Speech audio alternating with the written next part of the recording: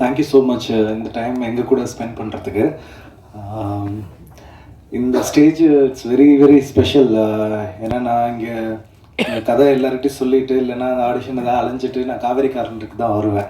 அப்போல்லாம் இங்கெல்லாம் கூட்டம் வெளியில் எல்லாம் பேனர்லாம் வைக்கும்போது சரி நம்ம எதுவும் வரும் அப்படின்னு ஒரு நம்பிக்கை இருக்கும். இந்த ஆப்போசிட்டிக்கல்லேருந்து பார்த்துக்கிட்டே இருப்போம். அந்த கார்லாம் போகும், பாடி கார்ட்ஸ்லாம் ஓடுவாங்க, எல்லாம் பார்த்துட்டு இருக்கும்போது கூட்டத்தில் அங்கெல்லாம் வந்து நின்று பார்ப்போம் ஆக்டர்ஸ் எல்லாம். ஸோ இந்த ஸ்டேஜில் நிற்கணும்னு ஆசைப்பட்டு ரொம்ப உழைச்சி தான் வராங்க எல்லோரும் கண்டிப்பாக. அதே இது தான் நாங்களும் பண்ணேன். பட் ஃபஸ்ட்டு மூவி ஜஸ்ட் அது ஓடிடி ரிலீஸு கொஞ்சம் தவறிடுச்சு. அது எனி மிஸ்டேக் அஃப்கோர்ஸ் எஸ், நான் தான் ரெஸ்பான்சிபிலிட்டி எடுக்கணும் as a director. Because press and media people and all the reviewers audience அவங்க எப்போவுமே சரின்னு நான் பார்ப்பேன். ஏன்னா பிகாஸ் நம்ம கருத்தை யார்கிட்டையும் திணிக்க முடியாது, உங்கள் கருத்தையும் யார்கிட்டையுமே உங்கள் இதில். ஏன்னா பிகாஸ் இங்கே தாட் ஆஃப் ஃப்ரீடம் இருக்குங்க.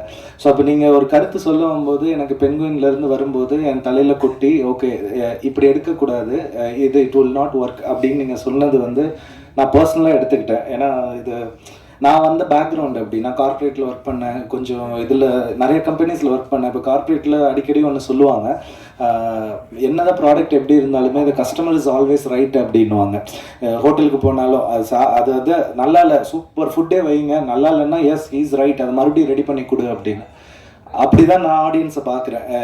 அது சரியாக இருந்தாலும் தப்பாக இருந்தாலும் அது ஆஸ் எ டிரெக்டராக நான் தான் பொறுப்பெடுக்கணும்னு. ஸோ பென்குயின் வந்ததுக்கப்புறம் I'm not saying that is a bad film, but எனக்கு அதுலேருந்து நிறைய லேர்னிங் கிடச்சிது. இது ஏற்கனவே ஒரு இடத்துலையும் நான் சொல்லியிருக்கேன், எல்லாருமே ரேசஸ் ஜீரோலேருந்து ஸ்டார்ட் பண்ணுவாங்க. எனக்கு ஃபஸ்ட்டு படம்ன்றது அதுலேருந்து +1 அப்படி போகிற மாதிரி இருக்கும். எனக்கு ஆவரேஜாக இருந்தால் ஜீரோலேருந்து போவாங்க, அடுத்து நல்ல படம் கிடச்சா +1லேருந்து. நான் -1க்கு போயிட்டேன், கீழே விழுந்துட்டேன்.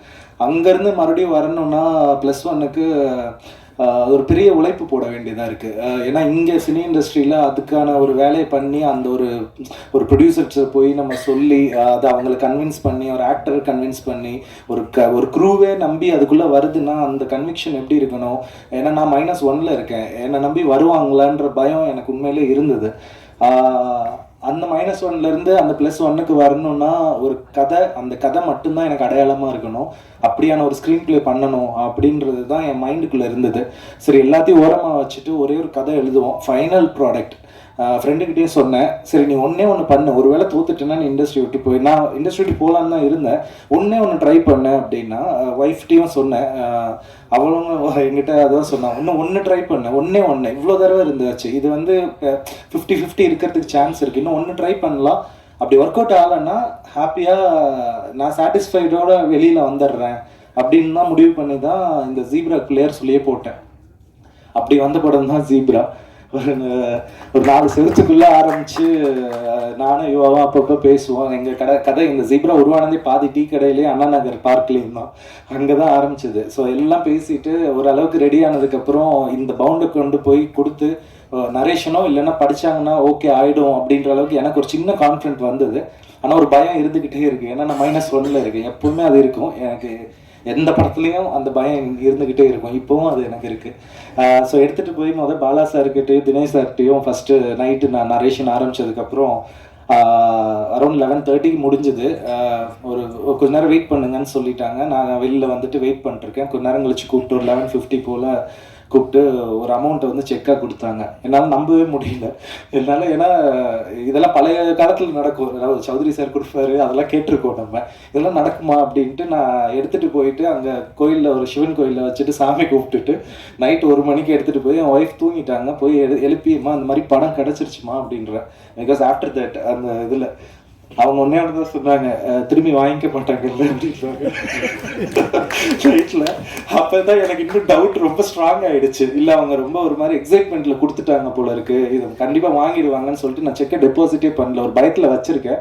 அவங்க கூப்பிடட்டும் பார்க்கலன்னு. ஒரு 20 days கழிச்சு அவங்களே கூப்பிட்டு, என்ன பிரதர் இன்னும் எங்களுக்கு இது ஆகலை, இது டெபிட் ஆகலை, போடலையா அப்படின்னாங்க.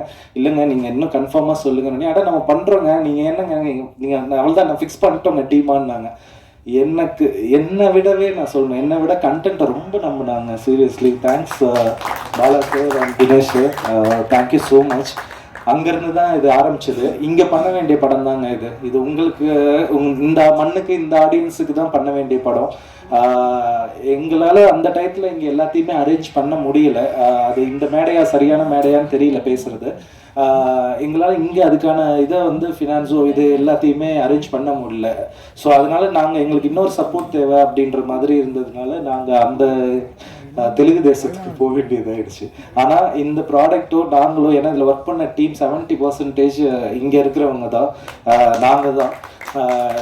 இந்த மண்ணுக்கு தான் படம் எடுக்கணும்னு ஆசைப்பட்டு இந்த ஆடியன்ஸை மைண்டில் வச்சு, ஏன்னா நான் இங்கே படம் பார்த்து வளர்ந்தவன். நான் திண்டுக்கல் தான் சொந்த ஊர். ஸோ இங்கே பார்த்து வளர்ந்தது. அதனால இங்கே இருக்க ஆடியன்ஸை நெருக்கி எழுதும் போது கொஞ்சம் அது பார்டர் தாண்டும் போது அவங்களோட கல்ச்சரையும் நான் கொஞ்சம் புரிஞ்சுக்கிட்டு தான் எழுத வேண்டியதாக இருந்தது.